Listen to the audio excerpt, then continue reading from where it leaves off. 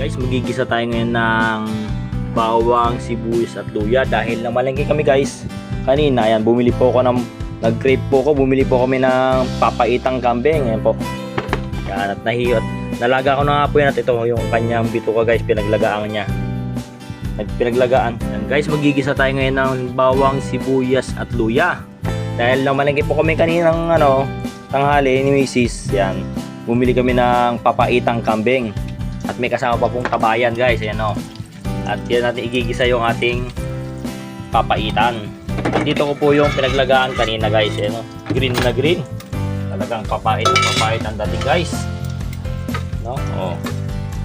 Ayan guys, may kasama pang taba po yan o. May pabripas ng taba. Kaya igigisa na natin yung ating bawang, sibuyas at luya. Unahin na natin yung ating bawang.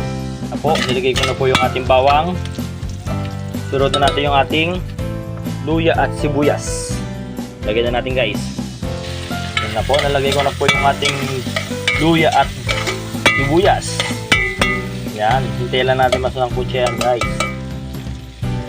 At pwede natin susunod yung ating karne ng kambing. Yung mga bituka po ng kambing. Yan, laman loob po niya. Bumili tayo kanina. Guys, pwede na natin ilagay itong ating laman loob ng kambing. Well, ito guys, iwanan muna natin yan. Yan, iwanan na muna natin. Dahil ang kailangan po dyan ay guguntingin mamaya. Yan, ganyan ito guys. Kailangan natin isangkot siya yan guys na masarap. Bago natin isangkot siya guys, timplahan na natin. Lagyan natin ng magic sarap. Yan guys yung magic sarap natin. Yan. Para mas lalong sumarap. At lagyan na natin ng guys ng asin, salt. Konting asin lang po. Asin lang po ilalagay natin guys kasi kanina naglagay na ako ng asin sa pinaglagaan niya. Yan, okay na yan.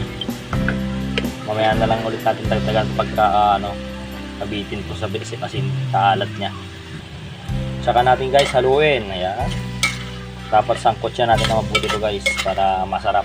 Kita nyo pa lang guys oh. Talagang green na agad. Yan po ang original na papaitang kambing guys. Talaga masarap. Yan, takpan po muna natin at kailangan natin siyang igisa na mabuti. Po, silipin na natin yung ating sinasangkot siya kung okay na. Yan, nag-moist pa nga yung ating camera. At yan, okay na nga po. At ilagay na natin guys yung ating sabaw. Sabaw ng papaitan. Yan, pinagsabawan po ko niya kanina. Lagyan na natin. Yun, no? Saka natin gunting-guntingin guys yung kanyang bituka, yung isaw. Guguntingin po natin yan. At ito na guys yung kanyang isaw na bituka. Yan po, nilagay ko na po. Talagang yung kulay niya guys, oh, talagang napakasarap humigop ng sabaw ngayon ng papaitan guys. Oh.